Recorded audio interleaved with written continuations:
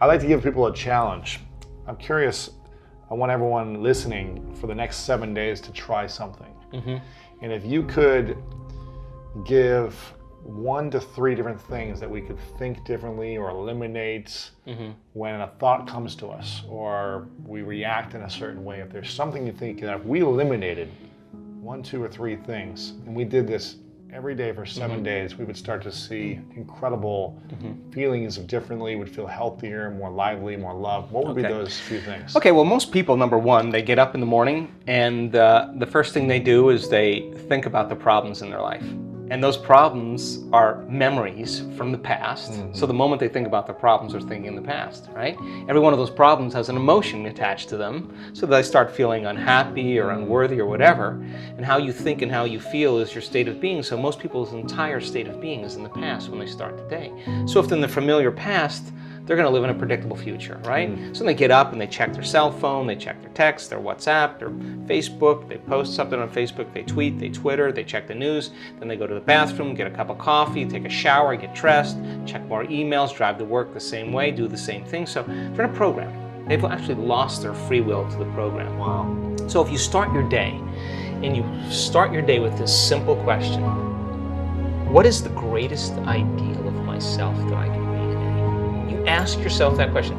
Now listen, your body's gonna go like, well, we gotta get a cup of coffee and you gotta, I'm tired, yeah. And you gotta go, body, you're not the mind, I'm the mind right now. You're gonna sit here, I'm gonna feed you, you're gonna get your coffee, you're gonna do all those things, but right now, this is my time. You're gonna obey me. So now, the body's no longer the mind, you're the mind. And so when it wants to get up and you become aware of it, and return back to the present moment, every time you do that's a victory. And you're changing some aspect of yourself. So then, ask yourself, I do this all the time, write down 4 thoughts that you're gonna stay conscious of the whole day. I can't, it's too hard. You'd be surprised the moment you become conscious of what those thoughts are, how unconscious you've been to them all day, for weeks on end.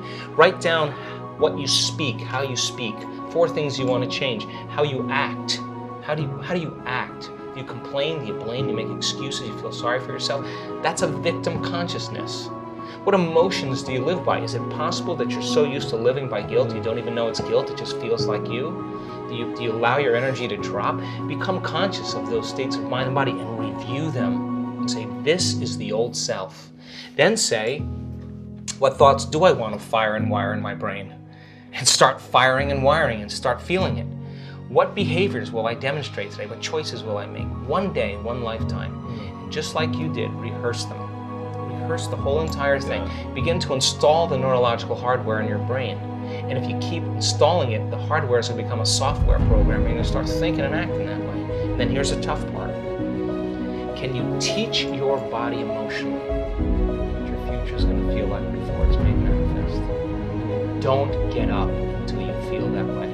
Now, practice that for a few days and then see if you can stay in that state and watch all of a sudden all those weird doors start opening for you. Synchronicities, whatever they are. Number 2, think of time at the end of your day. At the end of your day, before you lay down, give thanks for your life. Just feel gratitude.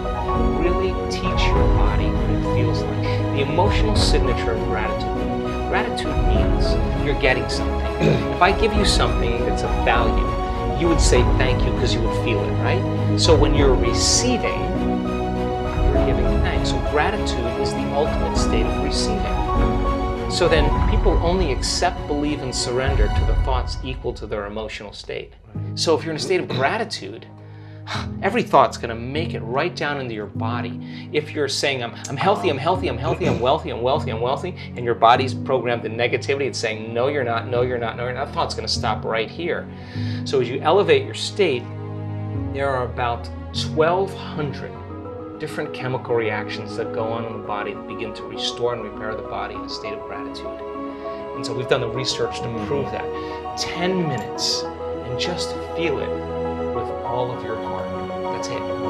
Third thing, and very important, take time, whenever it is, sit down, close your eyes, and begin to just open your awareness to to the space around you and just sense it and pay attention to it and become more aware of it.